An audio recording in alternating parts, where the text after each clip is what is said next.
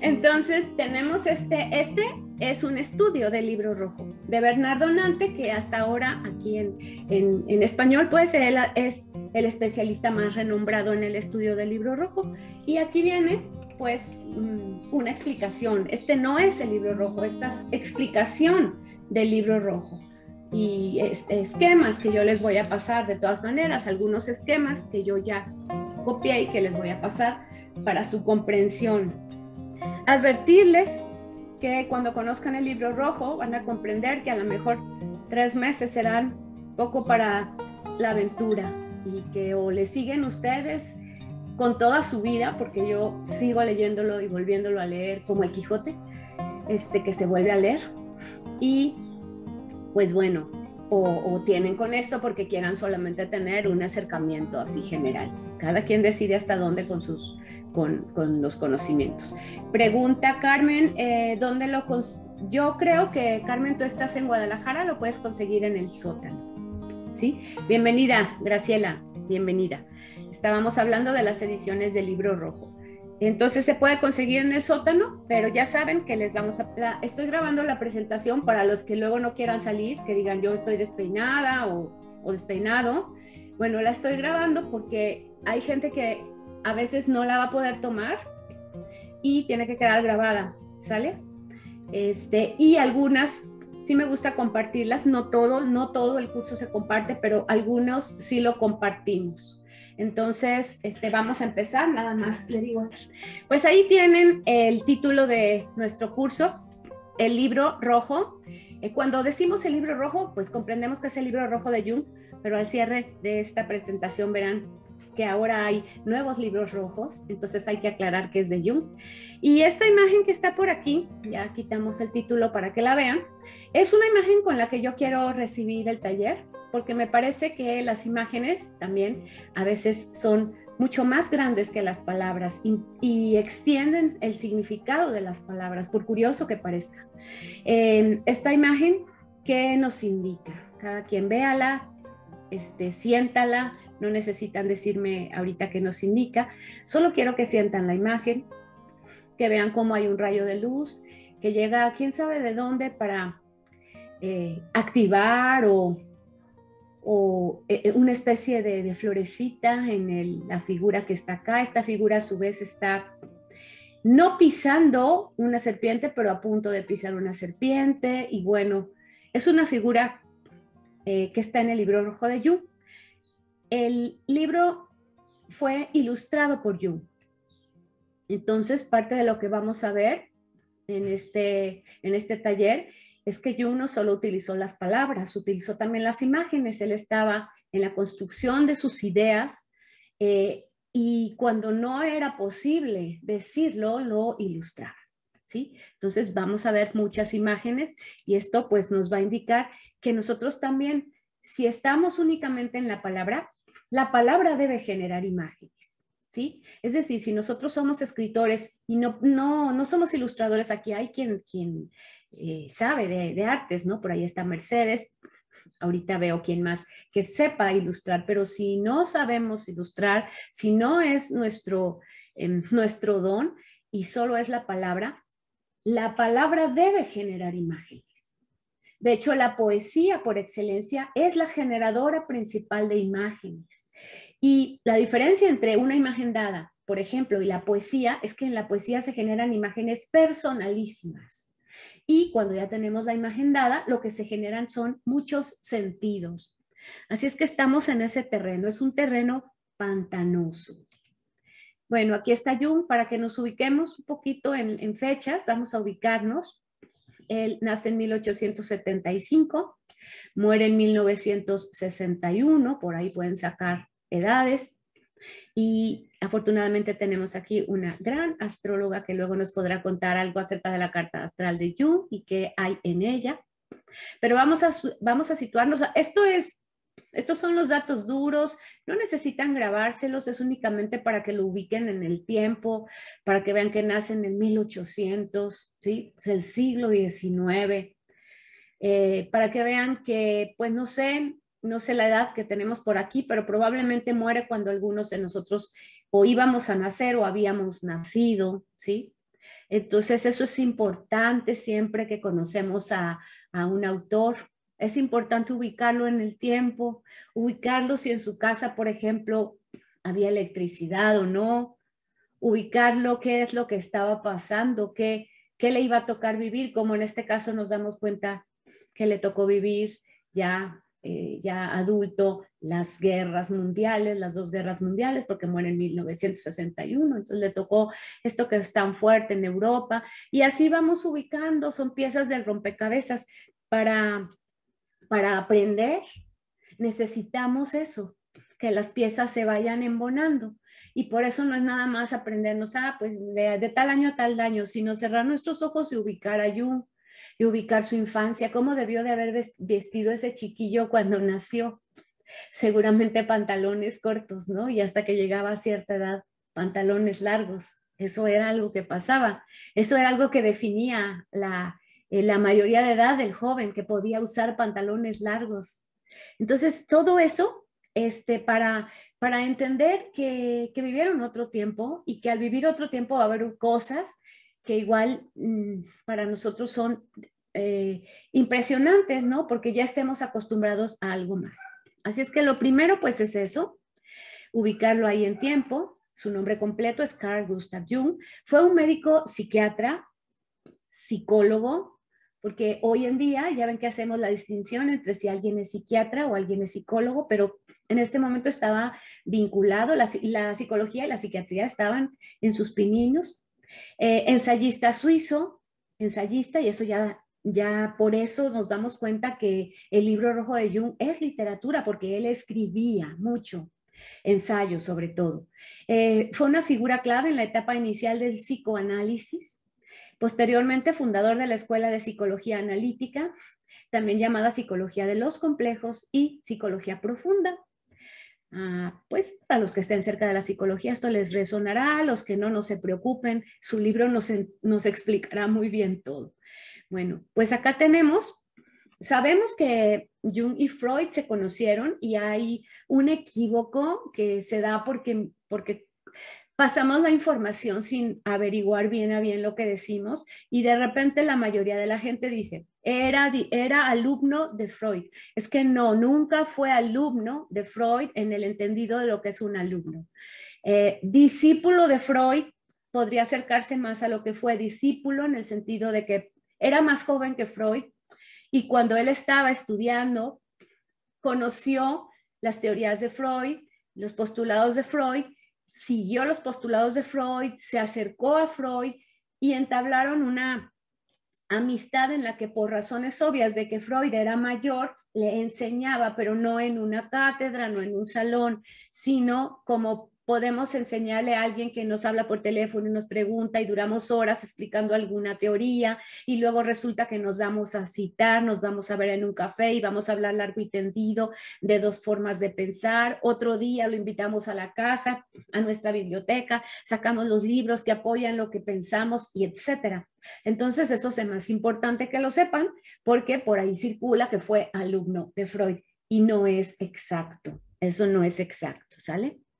Inclusive hubo un momento en que hubo una ruptura entre ellos, ahorita les voy a hablar de la ruptura, y dice, se relaciona a menudo con Sigmund Freud, de quien fuera colaborador, inclusive aquí pues esta información es correcta porque hay hasta colaboración, inclusive Freud con lo que Jung estaba también él por su lado descubriendo, empezaron los dos como a complementarse y luego a separarse porque hubo algo donde Freud no estaba de acuerdo. Ya les platicaré y es muy interesante y por eso es que, bueno, yo prefiero a Jung. Jung fue un pionero de la psicología profunda y uno de los estudiosos de esta disciplina más ampliamente leídos en el siglo XX. Su abordaje teórico y clínico enfatizó la conexión funcional entre la estructura de la psique y la de sus productos, es decir, nuestra psique cómo está estructurada y lo que generamos. Miren, para explicarles esto, no nada más para leer ahí lo que dice, les voy a poner un ejemplo. Lo vimos creo, el otro día en mitología. Ningún científico puede probar la existencia de Dios, ¿verdad? Estoy hablando de científico, no me estoy metiendo a religión. Científico. Ningún científico la puede probar, porque el científico para probar necesita recursos materiales y Dios no entra ahí. Bueno, sí entra en la naturaleza, pero bueno, entonces, pero lo que sí se puede hacer es, un científico sí puede estudiar lo que sucede con las creencias, lo que le sucede al hombre cuando tiene una determinada creencia en un determinado Dios, divinidad o lo que sea. Eso sí, un científico sí puede darse cuenta de qué le pasa al hombre que cree, al hombre que no cree, o sea, qué le pasa al hombre que cree en en un Dios, en una diosa. Eso sí lo puede estudiar el científico. Entonces, un poco de esto va cuando nos dice que él enfatizó la conexión funcional entre la estructura de la psique y sus productos, ¿sí? Como es, en este caso, el producto es la creencia, es decir, sus manifestaciones culturales. Ya sabemos que la religión, por ejemplo, además de ser religión, se manifiesta culturalmente, o sea, las culturas, dentro de lo que hay en una cultura, hay una religión. Y religión estoy hablando de religarnos con lo divino. Esto le suscitó a incorporar en su metodología nociones procedentes de la antropología, la alquimia, la interpretación de los sueños, el arte, la mitología, la religión, y no alcanzo a ver lo que dice ahí abajo, pero bueno, muchas fórmulas.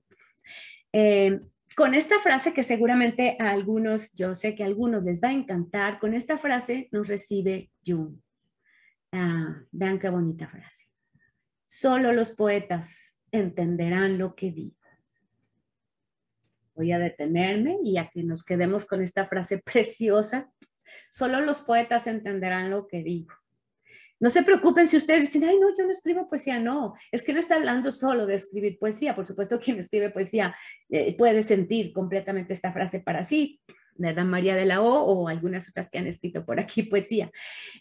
Pero está hablando del poeta, y el poeta es el que está en contacto con esta esencia vital que nos mueve a ver más allá de lo inmediato. La poesía puede estar en una película. No sé si se han fijado que a veces vamos a ver una película y dices, esta película es poesía pura, ¿sí? O sea, la poesía es una sustancia que anima a las obras de arte. Y por eso él dice que solo los poetas entenderán lo que digo. Y por eso se me hace muy importante que también nosotros como escritores estudiemos a Jung y más el Libro Rojo, que es una parte muy importante de su obra, ¿sí? ¿Por qué? Porque ha sido estudiado por algunos, por muy pocos. El libro tiene en español desde el 2012, es decir, que tiene 9 años, bueno, un poco menos de 9 años. Desde el 2012 tenemos el libro en español y desde el 2009 tenemos el libro que pudo sacarse de una caja de seguridad. El libro estaba en una caja de seguridad porque corren dos teorías y luego como las postulan personas ambos de rigor, yo mejor les doy las dos para no quedarme con una, ¿sale? Hay unas donde dicen que la familia no quería que se diera a conocer. Y hay otras donde nos dicen que el propio Jung pidió que pasaran 50 años hasta que hasta que su obra estuviera asentada, porque tenía miedo de que el propio Libro Rojo lo descalificara ante los científicos, ¿sí? Entonces hay estas dos. Pues si quieren, júntenlas, si quieren la familia y no sé, no importa, ya lo tenemos. Y sus teorías científicas no pueden ser descalificadas y el Libro Rojo les suma. ¿Alguna pregunta ahorita de lo que llevamos? ¿Hay alguna duda? ¿Todo va quedando? Bueno, seguimos. Entonces, esta frase muy bonita que me encanta, no creo que la olvidemos cuando pensemos en Jung, porque él estuvo pensando en nosotros. Bien, las imágenes que estarán a partir de este momento son imágenes del Libro Rojo, bueno, todas, también la primera. Esta imagen, pues lo que pueden ver ahí, no sé qué sintieron con la luz que atravesó hasta su pecho y no sé qué sientan ahora. Pueden escribirlo allí si quieren y luego en el momento de compartir pueden compartirlo.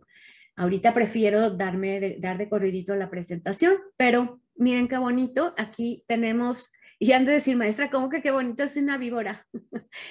Jung ha ido al rescate de algunos símbolos satanizados por el Occidente. Occidente ha satanizado símbolos que, por ejemplo, nosotros en nuestras mitologías prehispánicas teníamos como sagrados, como es la serpiente. Bueno, acá en México teníamos a Quetzalcóatl, la serpiente y emplumada, o sea, para colmo, voladora, ¿sí? Que si eso no era sagrado, no sé. Entonces, aquí tenemos, miren qué bonito, está a mí me dice, pero cada quien verá qué le dice esta imagen, es como un volcán interior, una serpiente, habrá quien pueda ver a la Kundalini, por supuesto, una serpiente brotando desde este magma y lo que nace de su boca es un árbol, ¿sí? Un árbol muy interesante, algunos han querido ver el árbol de la vida, bueno, cada quien vea lo que quiera, porque no voy a imponerles nada, el trabajo del inconsciente es enteramente libre. Bien, pronuncias la palabra mágica y lo ilimitado se conjura en lo finito. Por eso los hombres buscan y crean palabras. Seguramente esta es la razón por la que Jung decía que solo los poetas entenderían lo que digo, en el caso del libro rojo, pero no en el caso de sus textos científicos. En el caso de los textos científicos es esa aparte. Por ahí tengo un libro muy interesante con sus conferencias y tienen otro tenor. Pero el libro rojo es eminentemente una obra de arte. También hay quien dice de repente que no es, dicen, fíjense, yo más bien diría que es todo esto junto, pero hay quien dice, es que no es literatura, no es ciencia, no es una obra de arte, no es, y yo diría, es todo eso junto. Es que es literatura, es que es ciencia, es que es una obra de arte, es que es todo junto. Y por eso dicen que es un libro inclasificable. Ya saben de mi pasión por enseñarles cosas raras, ¿no? Creo que la mayoría de los que me conocen saben que no me gusta, bueno, sí me gusta enseñar todo, pero de repente tengo una atracción muy particular para lo que es extremo, porque es como ponernos muy alta. Ya ven que si dicen, ponte la varita muy alta para que saltes alto. Si no logras saltar, al menos la varita te va a hacer intentar un salto muy grande. Yo siempre estoy poniéndoles la varita muy alta para que intenten alcanzar y en eso van a dejar atrás mucho, ¿sí? Si intentan alcanzar las alturas, se dejan atrás muchas varitas muy superficiales que se van poniendo. Bueno, ¿por qué nosotros que usamos la palabra? Cuando digo nosotros es porque sé que prácticamente el 90% de las personas que se acercan a este curso a través de Tritemius es porque les gusta escribir. Entonces, entender que las palabras son magia pura, pero no lo digo en el sentido cursi, porque ya muchas veces se escucha esto como muy cursi, no, lo digo en el sentido verdadero, es que la palabra es magia pura, porque a través de la palabra, como dice aquí, lo ilimitado se vuelve finito. Fíjense si yo digo, yo voy a decir ahorita, no sé, noche. Entonces únicamente pronuncié la palabra noche y llegó un mundo a la palabra noche. Un mundo que puede ser la noche en sí misma o lo nocturno o todo lo que la palabra noche. Y si nosotros no caemos en cuenta de la seriedad que es trabajar con la palabra, pero de verdad, la súper seriedad que es trabajar con nuestras palabras, con cada uno de esos fragmentos de discurso que colocamos, cuando escribimos, y yo, bueno, también hablo mucho por mí, ¿verdad? Hablo por lo que veo en los talleres y hablo por mí. Puede alguien que escribir de otra forma, pero votamos, ¿no? Yo cuando escribo, luego es una de correcciones, pero mucho, yo corrijo muchísimo. Ay, esta palabra no. Esto lo repetí. Entonces hay que cuidarla porque es una fórmula mágica, es un ensalmo, es un hechizo y hay que corregirlo. Ustedes saben que en un hechizo si no lo dices tal cual, pues no funciona. Entonces igual. Y me gusta, estas son palabras de Jung. Por eso dice que los hombres buscamos y creamos palabras. Porque las palabras, aunque ya están ahí, fueron creadas. O sea, las palabras son todas ellas un mito. Este es nuestro temario. ya lo deben conocer porque en la información que se mandó, y en un video por ahí que subimos ya hablamos del temario. Hoy, concretamente hoy, solamente estaremos en la calidad literaria del libro, la estructura del libro, antecedentes y otros datos curiosos, que es lo que estoy ahorita tratando, ¿sale? Entonces, hoy solo vamos a ver esto.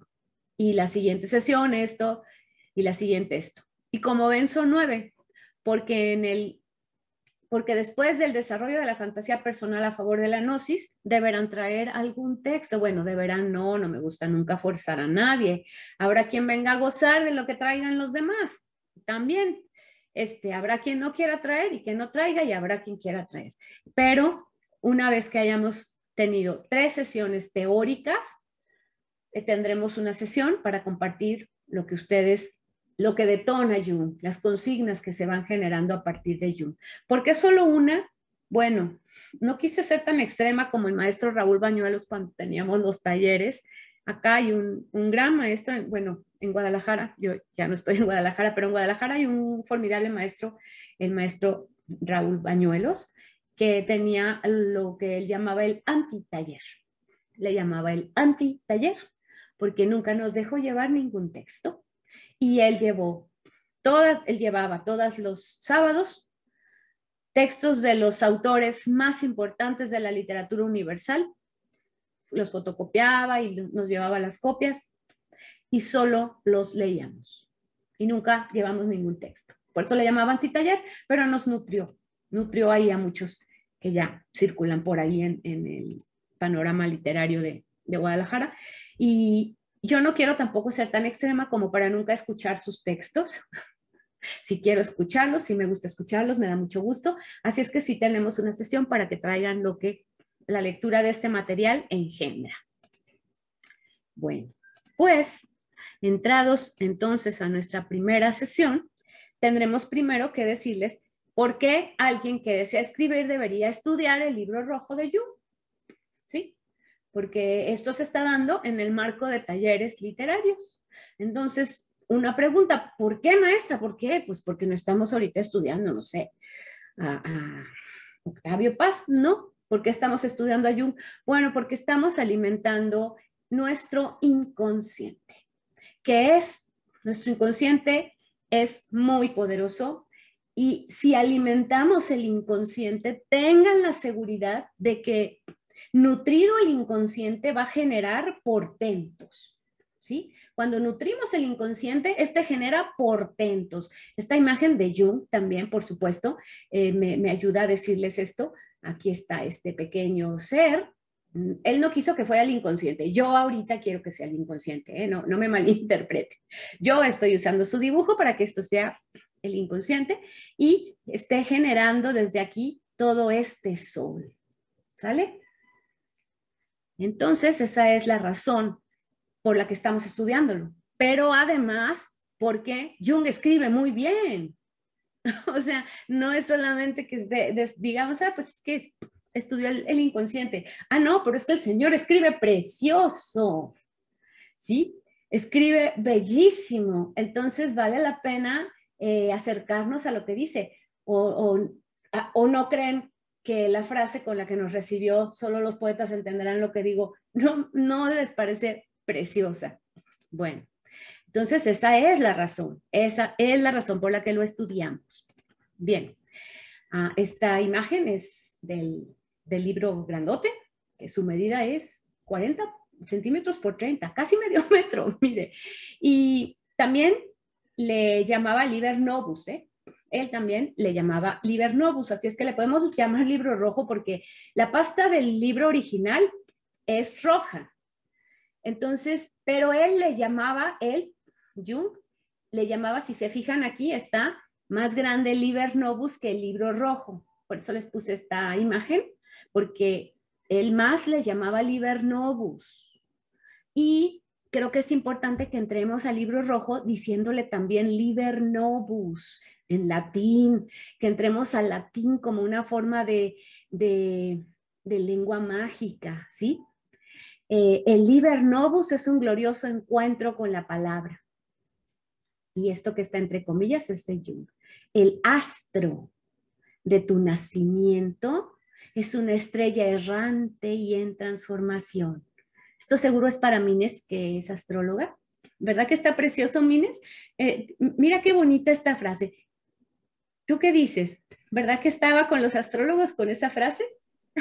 Sí, justo estoy mirando en su carta astrológica que él tiene el sol en Leo, ¿no? Entonces ese dibujo centraliza la energía leonina, ¿no? De la esencia del yo, que es la energía de uno para brillar y mostrarse, para ser aplaudido. Y lo tiene casi en conjunción, es una conjunción abierta de todos modos, con Urano también en Leo, que Urano es lo de lo errático.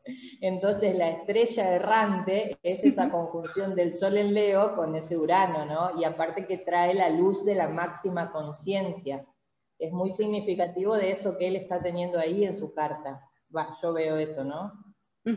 Qué bien, qué enriquecedor, Mines, tu comentario. Muchas gracias, muchas gracias. Sabes que siempre que haya algo así, activas tu micro y nos comentas, por favor. Mientras vas hablando, yo miro la carta. Ah, ok.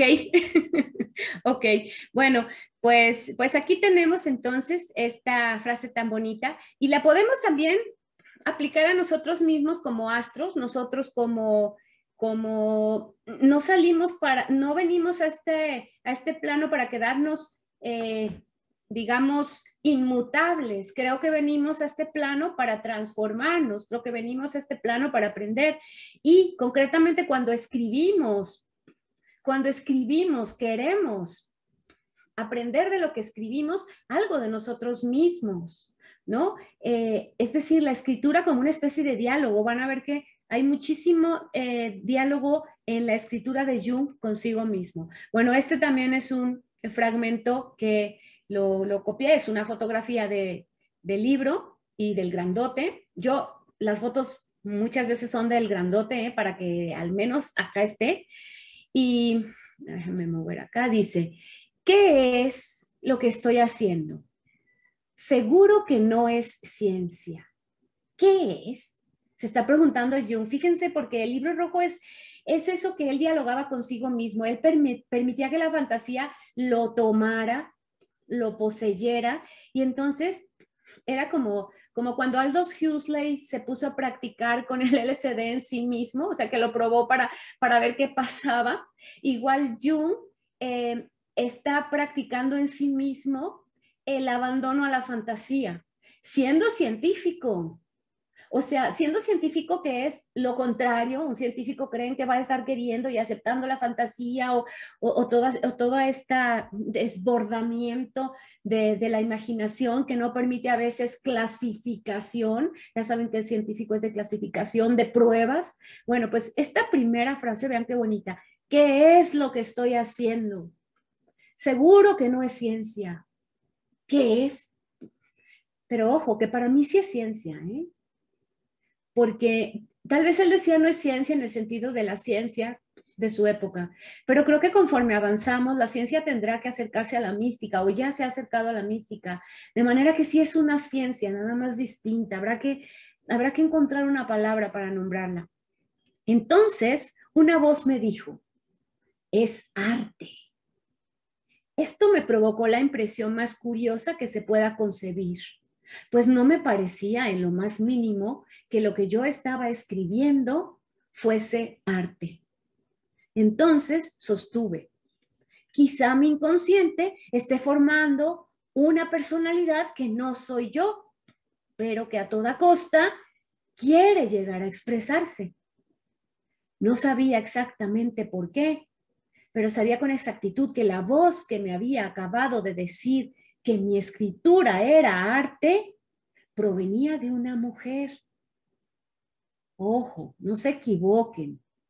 Ahorita volvemos. Una mujer interior, una voz interior, está dialogando consigo mismo. Cuando diga una mujer, no sean tan literales para pensar, estaba una mujer ahí. No, él está entrando en su mente y está diciendo, la que me dice esto es una mujer. Me está diciendo que soy dos, que soy el científico y algo más. Dime, Mines, adelante.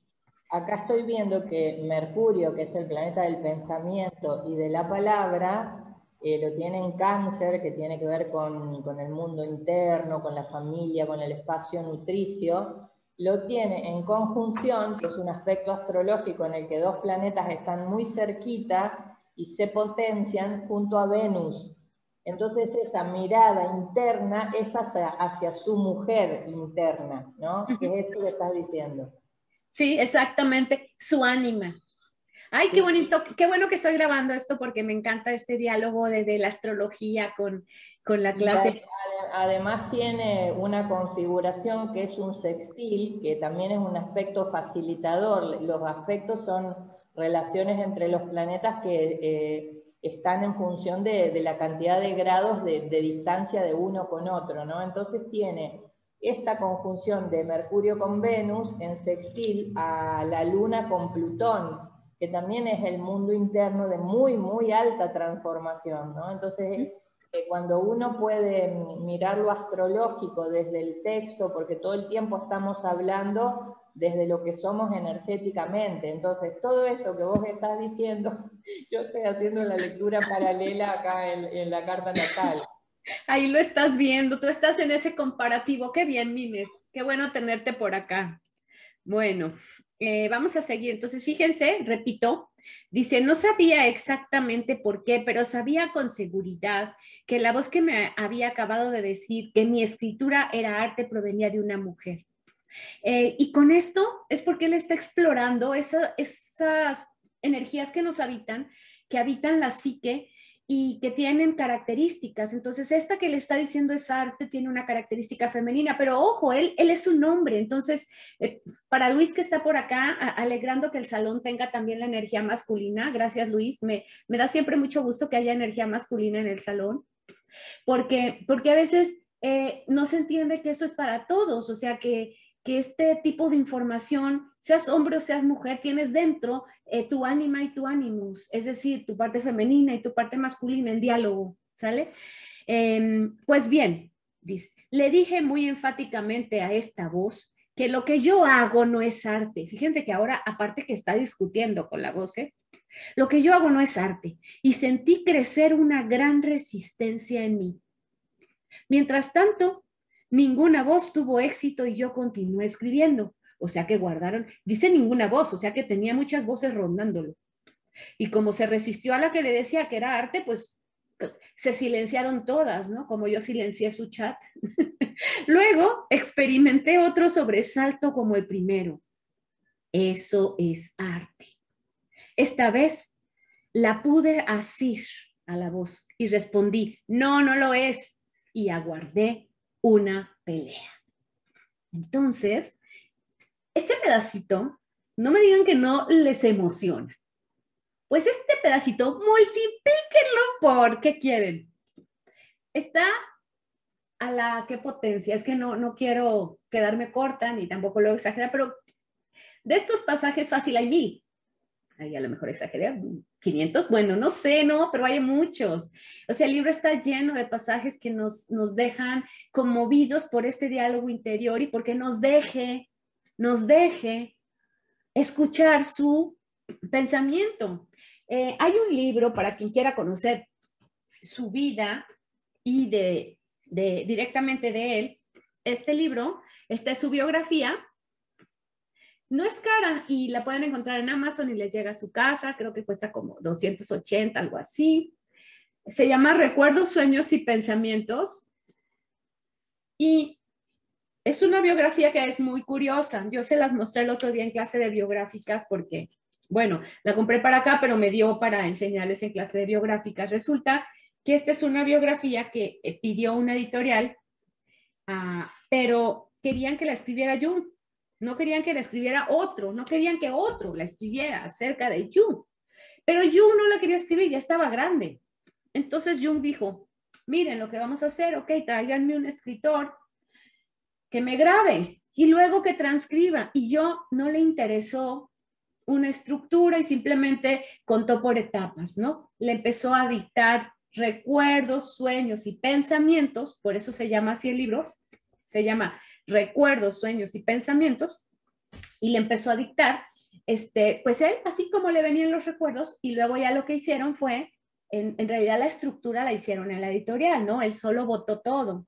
Él votó todo, hicieron la transcripción y ya en la editorial hicieron la división de etapas, de la infancia, sus primeros años, luego la infancia, los años escolares, los años en la universidad, su encuentro con Jung, su encuentro con la ciencia, y etcétera.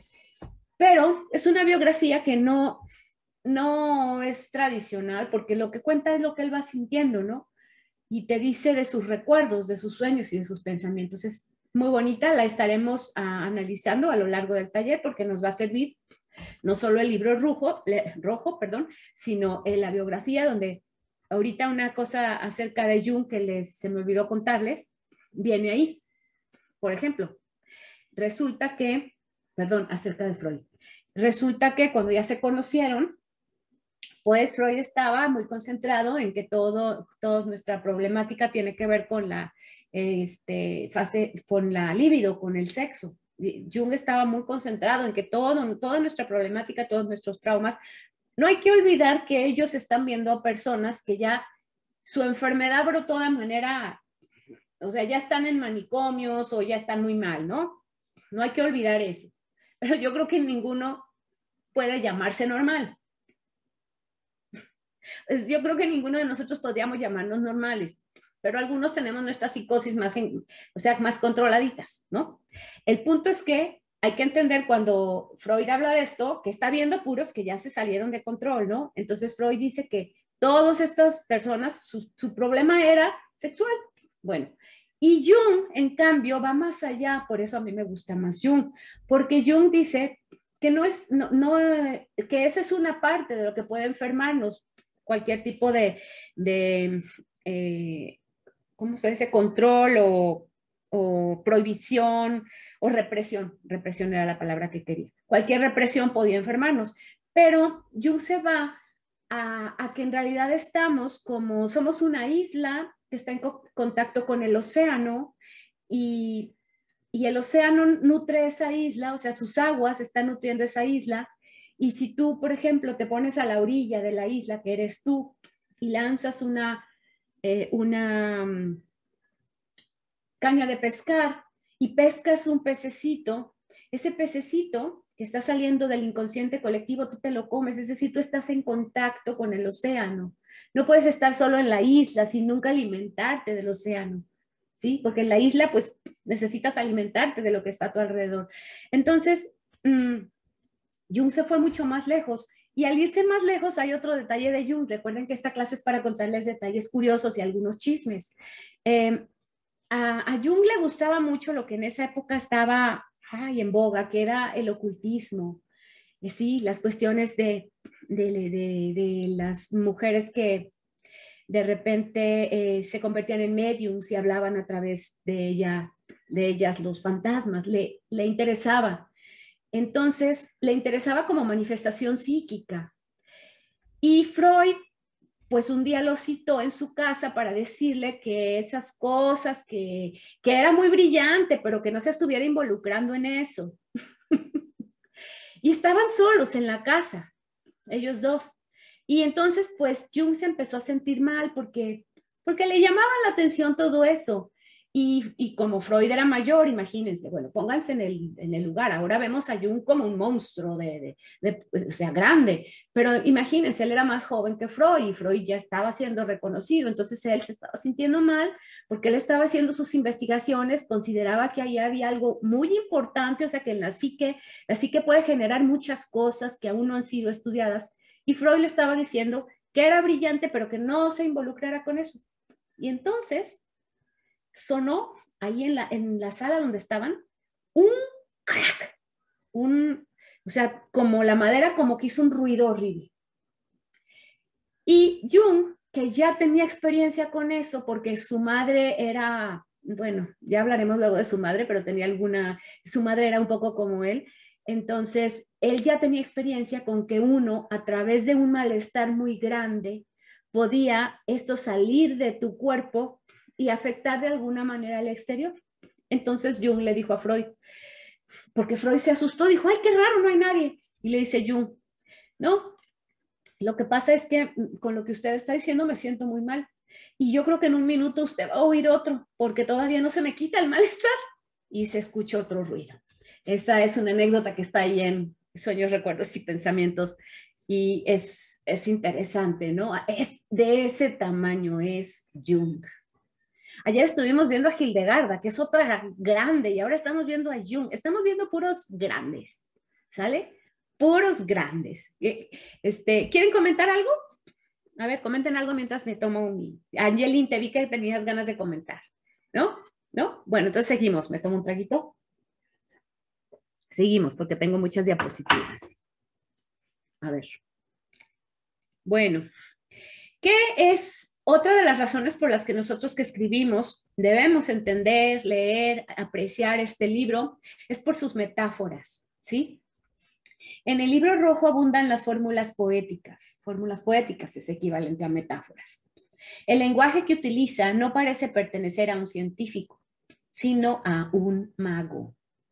Hay figuras literarias, diálogos y descripciones excelsas. Jung era un poeta nato. ¿Sí? Esto es mío, ¿no? Esto no lo saqué del libro. Yo pienso que Jung era un poeta y la verdad escribe muy bien y tiene metáforas a diestra y siniestra. Bien, ¿por qué otra razón entender el libro rojo, estudiarlo, leerlo? Porque el libro rojo nos va a enseñar cómo crear personajes desde dentro, porque Jung se la pasaba creando personajes o más bien entendiendo los personajes que lo habitaban.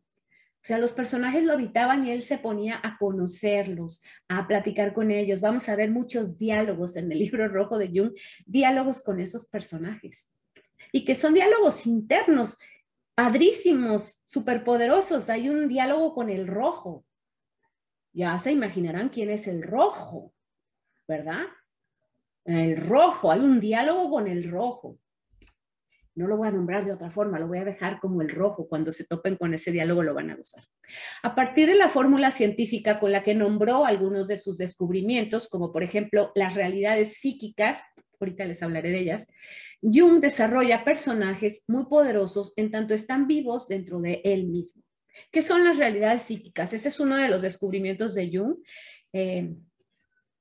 Es muy importante, de hecho eso es lo que le dio a Jung la atención de sus contemporáneos, porque la manera que tenían de atender los trastornos psicológicos de la época era muy rudimentaria, ¿sí? Muy rudimentaria. Entonces él, por ejemplo, si una niña decía que vivía en la luna, pues todos le ponían electroshocks o baños de agua hasta que, pues, no vives en la luna, ¿verdad? Así se les trataba, ¿no? Muy mal. Y Jung llegó y le dijo, cuéntame cómo es la luna. Ay, no, es que, qué diferencia, ¿no? Cuéntame cómo es la luna. Entonces ella le empezó a hablar de la luna.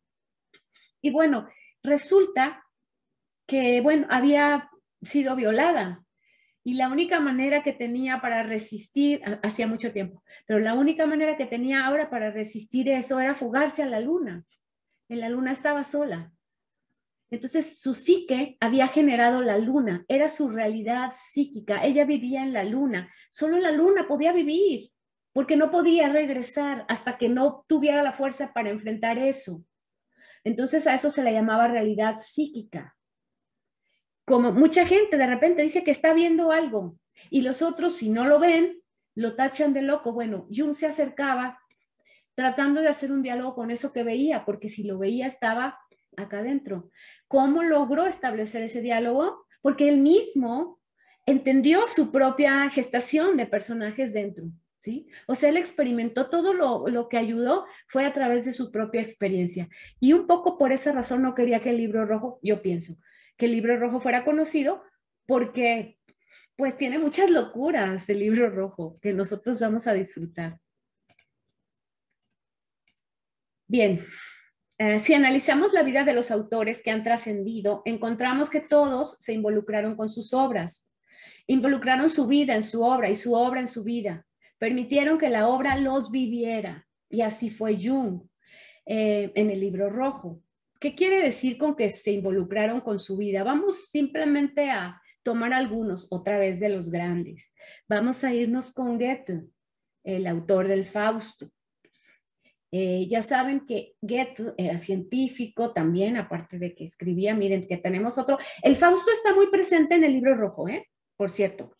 Por cierto que era una obra que le gustaba muchísimo. Y hay menciones del Fausto.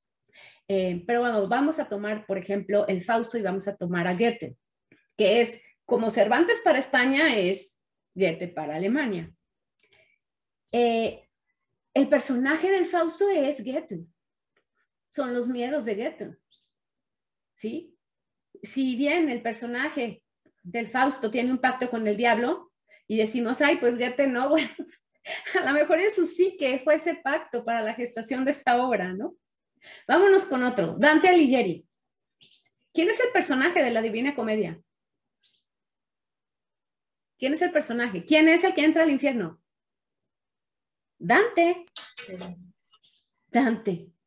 El propio Dante se mete al infierno, al purgatorio y al paraíso. O sea, el autor se mete en la obra. Otro, ¿quieren otro? Cervantes. Hay un capítulo donde presenta a un cautivo, uno que estuvo cautivo y pues él estuvo cautivo. Y ahí se mete en su obra. Entonces, es muy bonito cuando seguimos el rastro de los autores se permiten meterse a través de alguno de los personajes. Si no quieren meterse a través del personaje principal, no se metan a través del personaje principal, métanse a través de alguno de los personajes, pero por favor, métanse su obra. Si no lo hacen, ¿cómo le van a dar vida?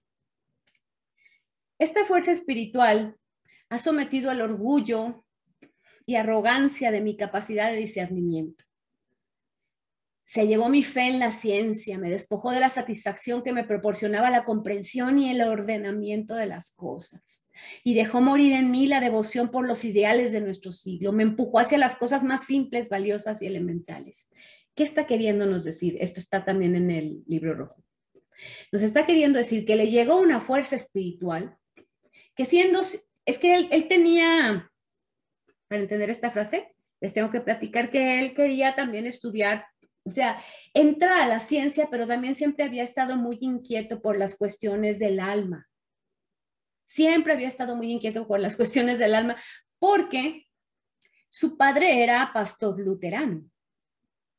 Entonces él vivió en su hogar, él vivió la religión, pero no quiere decir que fuese persinado, es una forma de decir que estuviera en la línea del padre. Al contrario, él estaba siempre cuestionando. Entonces él estaba en el cuestionamiento. Pero a ver, dice en este libro de Recuerdos, Sueños y Pensamientos, dice que una vez estaba en la iglesia esperando que era niño y ya le tocaba ir a la iglesia. Y él oía hablar pues de que ahí era algo maravilloso y él llegó a la iglesia y no veía nada maravilloso. Y veía que la gente no veía a la gente como en concordancia con lo que decían que debería haber. Entonces él se pedía autenticidad. A ver qué dice su carta de eso, mires. Pero él pedía autenticidad al nivel religioso y no lo encontraba, siendo que su padre era pastor luterano. Y oía que comentaban, de hecho su padre luego, ¿qué creen? Era pastor luterano, pero llegó un momento en que su padre también se retracta de todo lo que había sido en su vida, o sea, porque había una especie de vacío en rituales y fórmulas que no estaban teniendo sustento. Entonces, en realidad, Jung entra a estudiar medicina, pero traía esa otra necesidad, la espiritual. Traía la necesidad espiritual. La manera como entra a estudiar medicina, bueno, es curiosa, venía de una familia importante en Basilea, pero no rica, sí, que a veces creemos que es lo mismo, no. De hecho, tuvo que entrar a estudiar lo que había ahí, que le gustaba, que era medicina, porque ahí podía, digamos, no tenía que irse lejos. una cuestión económica, ¿no? Una cuestión económica. Pero después, ya estudiando medicina, se dio cuenta que la psicología podía embonar estas dos inquietudes que él siempre había tenido, porque él había tenido la inquietud de las cosas materiales, ¿sí? Las cosas tangibles, la materia. Pero por otro lado, había tenido la inquietud del espíritu. Y entonces, él encontró en la psicología, el psicoanálisis, la vinculación de ambas. Y por eso esta frase lo que nos está diciendo es que estaba estudiando medicina, pero traía la otra llamada y entonces llega la fuerza espiritual que le sometió, porque era presuntuosito, él pues era muy estudioso y sabía muchas cosas, ¿eh? Y llegaba con los maestros y pues de repente si ya se había leído un montón de libros, opinaba y caía gordo. Ahora nosotros estamos aquí babeando por él, pero caía gordo. También dicen que Dante Alighieri, nosotros ahora babeamos por Dante Alighieri, pero a lo mejor si hubiéramos estado con él nos hubiera caído gordo, que a veces los genios tienen eso. Entonces está diciendo que esa fuerza cayó y se llevó su fe en la ciencia, ¿sí? O sea, la ciencia, lo tangible, y le despojó de la satisfacción que le proporcionaba comprender y ordenar las cosas. Y le dejó morir la devoción por los ideales de ese siglo, que eran ideales muy racionalistas. Y vamos a ver el final. Me empujó hacia las cosas más simples, valiosas y elementales. Este cierre es, no me digan que no está precioso, me empujó hacia las cosas más simples, valiosas y elementales. ¿Sí? Esto es muy bonito, todo esto tenemos. Gracias por permitirme dar este taller. Adelante, Mines, dime. Es impresionante ver en la carta todo eso porque él tiene una oposición. La oposición es cuando dos planetas están enfrentados. Entonces es un aspecto de tensión, ¿no? Entre lo que dice un planeta y lo que dice otro. Por un lado tiene a Júpiter en Libra, que Júpiter representa la verdad en el equilibrio, la verdad compartida con el otro. Enfrentado a Neptuno en Tauro, ahí en los últimos grados de Aries, no de Tauro, que Neptuno es la fe en mí mismo, ¿no? Entonces hay esa cuestión de la verdad en contra de la fe, y que lo puso a ver esas cosas más elementales de la vida, que también, como Neptuno está cerquita de Tauro, Tauro también tiene que ver con eso, de lo que es primario, ¿no? La fe en las cosas primarias. Así que ahí se puede ver muy bien eso que estás diciendo. Sigue coincidiendo. No sé si soy clara con lo que explico, porque por ahí como estoy con el lenguaje astrológico, a lo mejor por ahí estoy confusa.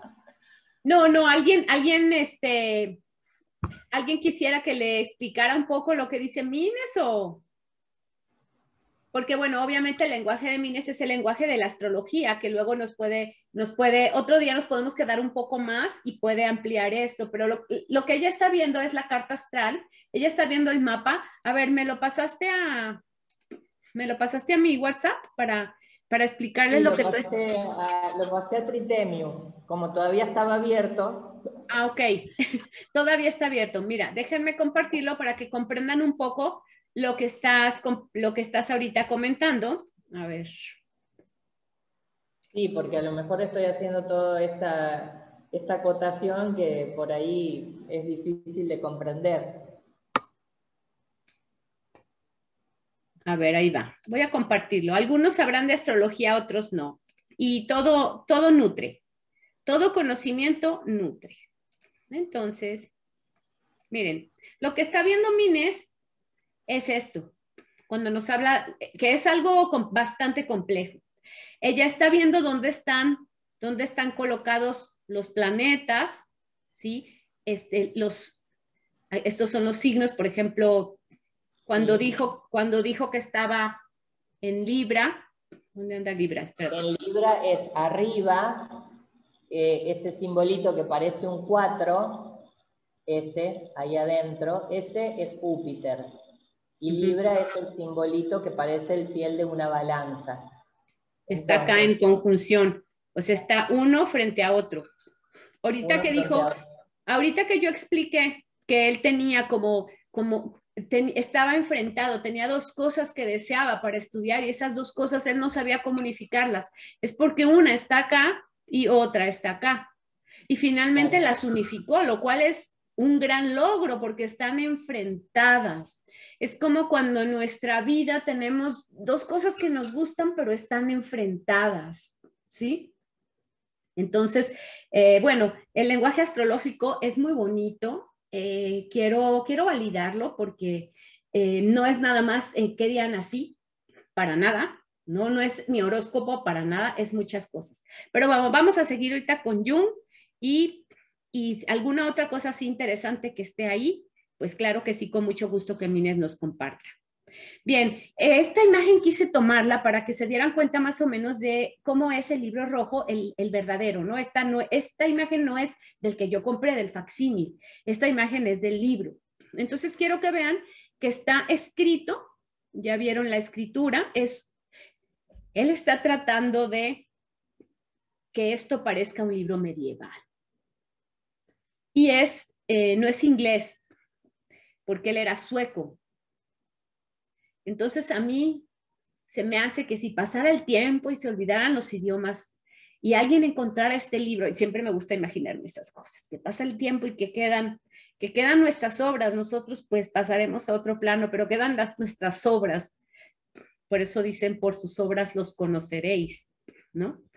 Es una frase preciosa del Evangelio, por sus obras los conoceréis. Entonces, yo me imagino que alguien ya no podría leer esto, como inclusive nosotros no podemos leerlo, y creo que esa fue una de las razones por las que lo escribió así, como diciendo, pues esto lo puedo leer yo, es para mí, pero no es el inglés ni siquiera, que era un idioma más conocido, ¿no? Y aquí está al lado una imagen, y la imagen me encanta, por eso se los puse, para que vieran más o menos cómo es el libro, ¿no? Bueno, de catarsis a literatura.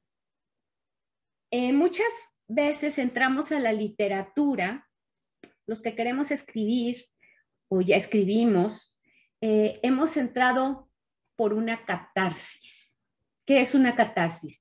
Es que traíamos algo y necesitaba salir, y la manera más sana que tuvo para salir, porque nos gusta escribir, fue la escritura. A los pintores les sale por otro, o sea, por los colores, por las formas. A los escultores les sale por la formación de esculturas y así. A los músicos les sale por la música. Todos traen algo adentro que quiere salir y el canal es diverso. Estamos concentrándonos en la palabra porque son talleres literarios. Cuando traes eso adentro y lo sacas, se le llama catarsis. Eso todavía no es literatura. Eso es catarsis. Y mucho de lo que se escribe se queda en catarsis. Hay que cuidar que lo que escribamos no se quede en catarsis. La catarsis es la expulsión, el vómito de lo que traemos. Pero la literatura es el trabajo con ese vómito, perdón la expresión. Ya lo trabajamos, lo hacemos bonito, lo purificamos, no sé. Si quieren volcán para que no suene a vómito, si quieren el magma que sale y luego ya con ese magma hacemos figuras preciosas. Entonces hay que tratar de diferenciar catarsis, es decir, traigo algo y quiero escribir y escribo y luego le digo a fulanito, mira lo que escribí. No esperes que eso sea literatura, por favor. Eso es catarsis. Ahora, si lo tomas y ahora lo ves y ahora le dices, pues esto qué será, lo voy a volver a hacer o le voy a corregir o de esto solo sirve una frase. Entonces la catarsis la vuelves literatura. ¿Y cómo se puede volver literatura? Cuando dejas que tu pequeño ego de yo, mío, piense en lo universal y hable para todos. Y tu catarsis sea la de todos. Es algo mágico. Que yo les pueda decir cómo, perdón, no estoy segura de poderles enseñar cómo, porque este es un proceso mágico que sucede dentro. Yo les voy a decirlo hasta donde pueda, pero hay cosas que solo pueden hacerlas ustedes, de lo personal a lo universal. ¿Qué quiere decir de lo personal a lo universal? Bueno, que mi dolor, el de Yolanda Ramírez Michel, por X situación de mi vida, como me duela, que está ahí, tengo que contarlo para que aunque a otra persona no le pase eso, la otra persona sepa que a ella le pasa X cosa y eso le duele como a mí me duele esto. Es decir, lo importante no es eso mío, sino el dolor. ¿Me explico? Lo importante no es mi circunstancia que a mí me tocó para vivir ese dolor o esa alegría o ese miedo o lo que sea. Lo importante es entender que todos los que estamos aquí en el salón, los que estamos aquí en este salón, sabemos cuando se pronuncia la palabra dolor lo que es.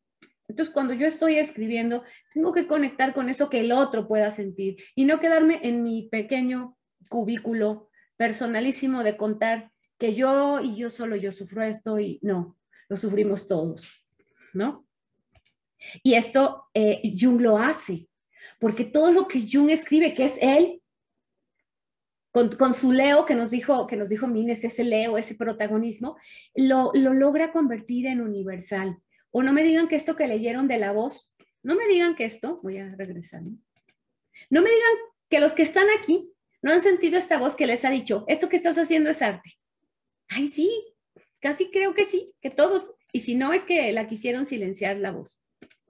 Bueno, otra de las cuestiones que vamos a ver con Jung y por lo cual los escritores tienen que atenderlo es que no hay nadie más grande para desarrollar lo que es la fantasía personal, las imaginerías de nuestra psique a favor de la gnosis. Ahorita explico lo que es la gnosis. Gnosis, gnosticismo, sabiduría para... Maestra, ¿por qué pone esas palabras? Porque me gustan mucho y quiero que ustedes también las aprendan y ustedes también luego digan gnosis, gnosticismo, sabiduría.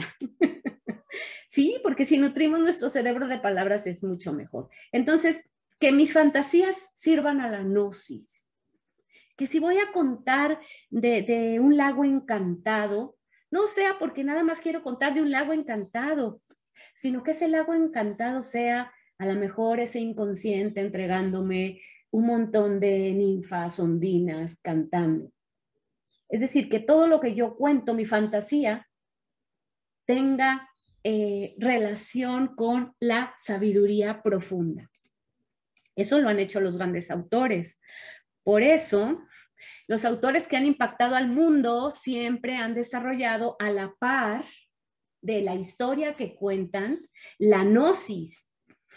Todo gran clásico, en todo clásico, cuando ustedes leen un clásico y que por eso terminan convirtiéndose en clásicos, encuentran frases de sabiduría profunda que inclusive permanecen más tiempo que la historia, ¿sí? Yo recuerdo que cuando leí Hamlet, o sea, la frase, hay más cosas en el cielo y en la tierra de las que puedes comprender con tu filosofía, Horacio, se me quedó. Pasaron los años y luego ya no me acordaba bien a bien cómo había pasado lo de Hamlet, cuándo era lo de la calaca, lo tuve que volver a leer para pero la frase no se me había olvidado. Inclusive se me podía haber olvidado que era de Hamlet, pero la frase no se me había olvidado. Porque no estamos escribiendo para que se acuerden de todo lo que escribimos. Ni siquiera nosotros nos acordamos de todo lo que escribimos. A veces que yo leo mis libros que escribí hace algunos años, igual yo no me acordaba que había escrito esto. Entonces, tampoco nuestros lectores se van a acordar. ¿Sí se imaginan que le piden a sus lectores lo que ni siquiera nosotros podemos? Yo no me acuerdo a veces. No me sé de memoria ninguno de mis, bueno, algunos tal vez muy cortitos, pero no me sé de memoria mis poemas. Los vuelvo a leer y digo, y el menos el lector, pero si uno, no me acuerdo qué poeta decía que si uno de sus versos se quedaba para la posteridad en la memoria de un lector, se daba por bien servido. ¿Ah? Entonces, este libro tiene eso, generen frases de sabiduría. Pongan a sus personajes cuando platican a que suelten alguna de esas cosas que luego sus lectores digan, wow, no importa que luego no se acuerden bien a bien de toda la historia, con que se acuerden de la frase. Bien, déjenme ver la hora. ¿Estamos bien? Sí, estamos bien todavía, porque viene algo complejo, difícil. Ok, viene la estructura del libro. Una de las bases de toda obra literaria es su estructura. El armar el edificio de nuestras palabras en una estructura sólida por la que el lector avance según nuestros planes o nuestras sorpresas. La estructura del Liber Novus es trinitaria, es una trinidad, y es mandálica, es decir, es como un laberinto interior, diseñada así para la entrada al laberinto interior. El escritor debe diseñar sus estructuras en concordancia con sus intenciones.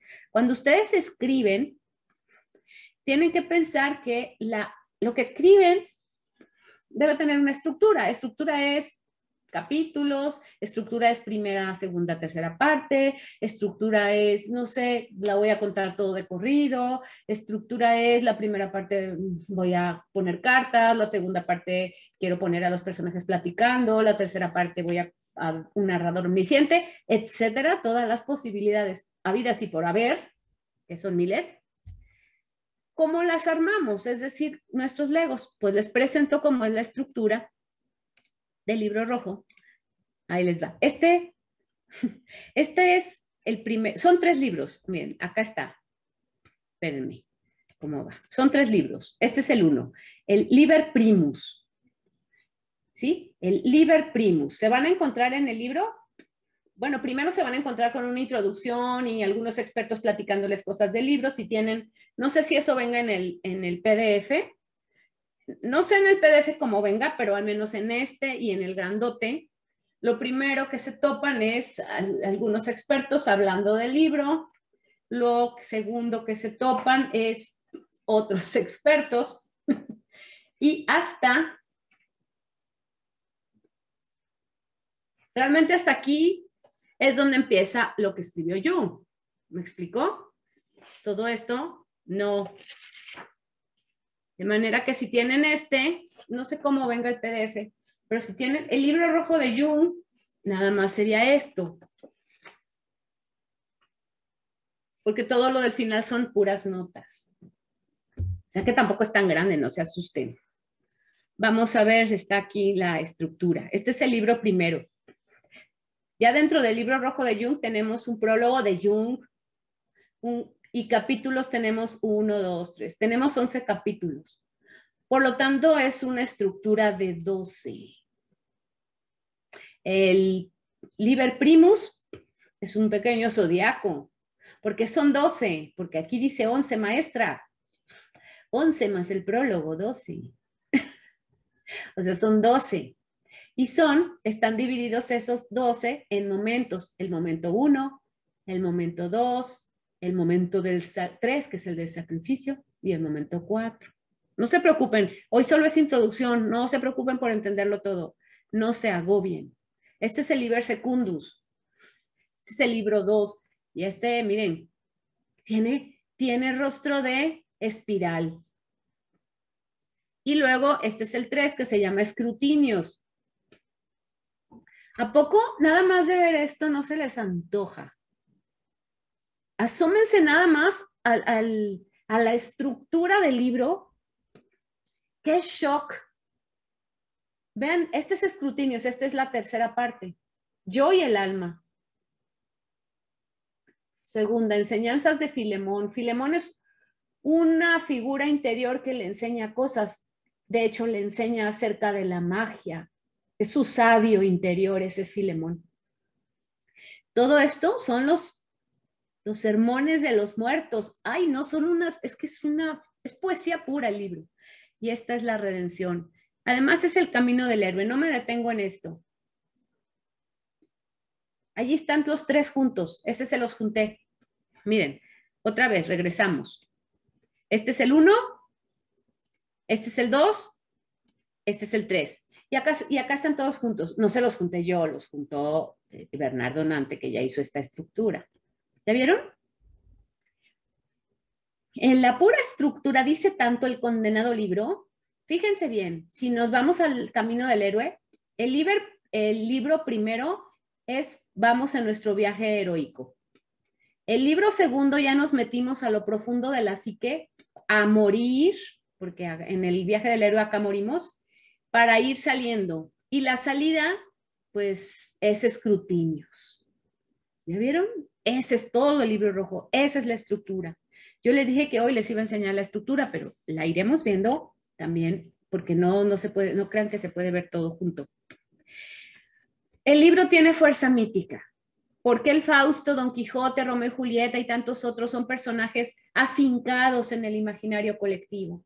A ver, ¿por qué creen que yo digo Romeo y Julieta y todo el mundo sabe? Porque tienen fuerza mítica, ¿sí? Jung maneja la sustancia mítica como un artesano ejemplar. El Liber Novus está lleno de personajes míticos y por medio de ellos Jung desarrolla una mitología personal suya.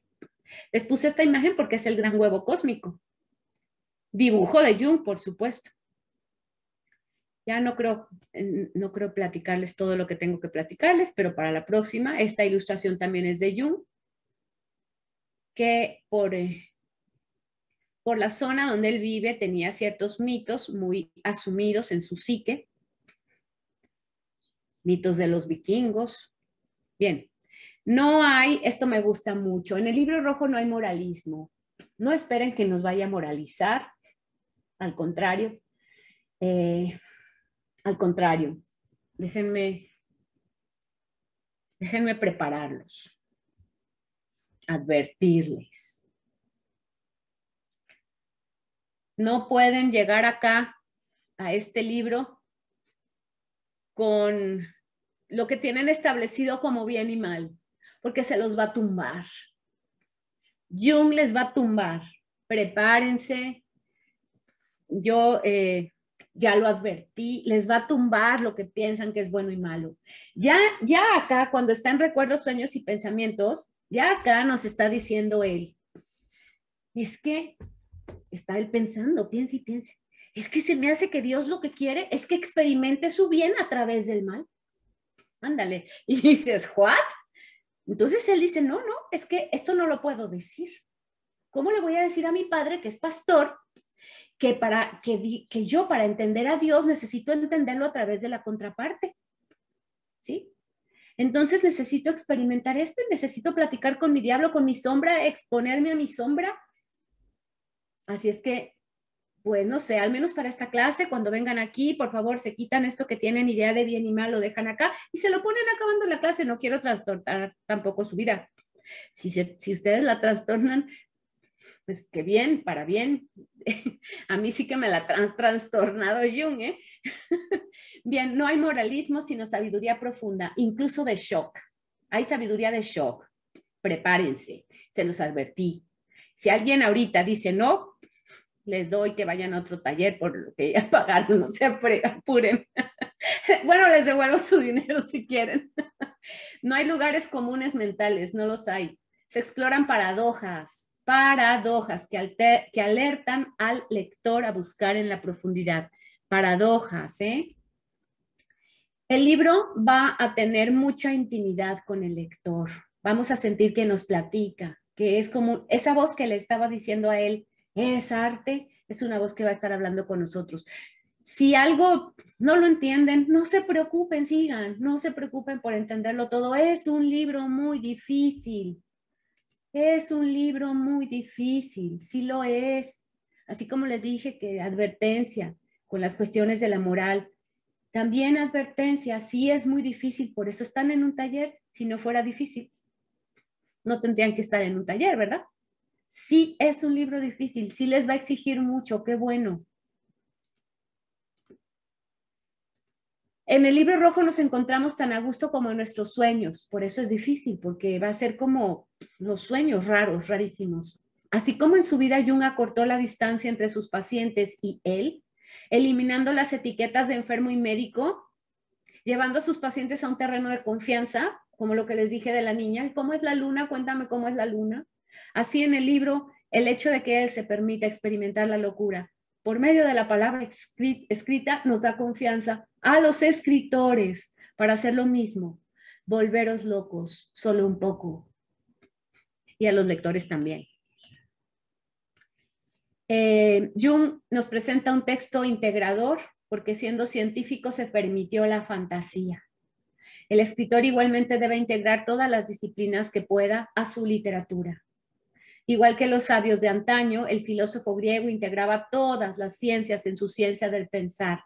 En tanto un escritor integre el mundo, hablará realmente al mundo. Por eso me gusta cuando Mines nos comparte lo de la astrología, aunque algunos digan, no entiendo, porque es integrar disciplinas. Si nos quedamos en una sola disciplina, así, no, abre el mundo. Las disciplinas todas son parte de un todo, ¿sí? Y ya casi acabamos. Habrá gestas interiores. La literatura es en el fondo y siempre una alegoría. Déjenme ver cuántas faltan porque... Bueno, ya, acá, esto. El libro rojo en tanto objeto muestra el amor que Jung tenía por el libro como objeto mágico y poderoso. Su génesis misma es un homenaje de amor al libro. El escritor que no ama los libros difícilmente logrará hacer que otro ame sus libros. Muy difícilmente. Si no amamos los libros, podremos hacer que otros amen nuestros libros. Ese es el cierre. Ya hemos llegado al final. Si tienen comentarios, dudas, preguntas, hoy no hay consigna porque como saben, las 3 primeras sesiones son para teoría. Todo lo que esto genere, sueños, van a soñar. Me van a preguntar tal vez, ¿qué leemos? Bueno, pues yo les recomendaría que empezaran a leer ya el Liber, sáltense si quieren todo lo de los estudiosos, sáltense, vayan directo al Liber Primus y lean El Camino de lo Venidero. Si no lo entienden, no se preocupen. De verdad. Y lean tanto como quieran. Lean El Camino de lo Venidero. ¿Sale? ¿Qué tenemos? ¿Comentarios? A ver. Recuerden que será la clase 11:30, por aquel equivoco que hubo de que a las 11 la clase será 11:30. ¿Quién quiere comentar algo? Grace, ¿levantaste tu mano o vi mal? Ah, no. Yo. Hola. Adelante. Adelante, María de la O. Que a mí me parece muy interesante la intervención de Mines, porque yo estoy convencida de que pues todo, llegamos a un todo con esto. Y bueno, yo tengo curiosamente 15 días en clases de astrología. Y ya ves que te platiqué, Yoli, que yo andaba con el tema del libro rojo y bueno, hoy se me juntan las dos cosas y eso me emociona muchísimo. Gracias a Mines por esas intervenciones. Sí, pues deberías de pedirle amistad en Facebook porque Mines es una gran astróloga argentina. Gracias, gracias a las dos. Y les quería contar que justo hoy también empecé mis cursos y entonces les contaba a mis alumnos con respecto a las ramas de la astrología que cuando Jung hace su intervención aparece el concepto de la astrología humanística y de la astrología psicológica. Porque antes de Jung, la astrología era predictiva y astrología mundana, pero el concepto de integrar a la carta astrológica como una herramienta de autoconocimiento surge a partir de las interpretaciones de Jung.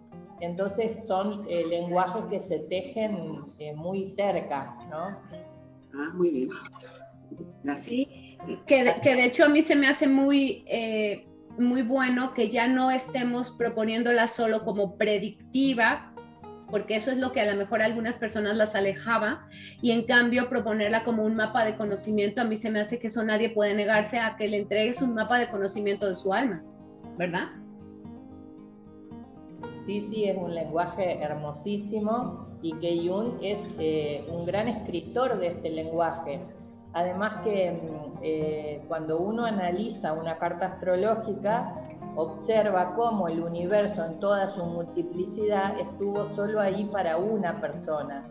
y para que el alma encarnada en esa persona ponga a transitar ese pasaporte del universo, ¿no? Porque la carta astrológica es el primer documento de la vida, es la ecografía estelar, es el pasaporte para entrar. Antes de que te anoten en el registro civil, el documento primero es tu carta astrológica, que es tu mapa de ruta. Entonces, analizar eso, y lo vi recién, porque la verdad que no conocía la carta, la acabo de encontrar ahora en esta clase. Él tiene Saturno en Acuario, y Saturno es un planeta transgeneracional, que como transita un signo cada 3 años, todas las personas que nacen mientras Saturno esté transitando en Acuario son de Saturno en Acuario, como estamos ahora, ¿no? Y Jung también tiene Saturno en Acuario, entonces es una persona que ha tenido un compromiso de traer una novedad vinculada con la astrología. El compromiso es de Saturno, la responsabilidad del maestro, y Acuario, que tiene que ver con la astrología, con la red y con la comunidad. Entonces él tiene como una impronta que es muy probable que en estos tiempos que Saturno vuelve a estar en Acuario haya una revalorización de esos conceptos de él y de los conceptos astrológicos, porque yo creo que estamos en un tiempo de alfabetizarnos desde la astrología. Uh-huh.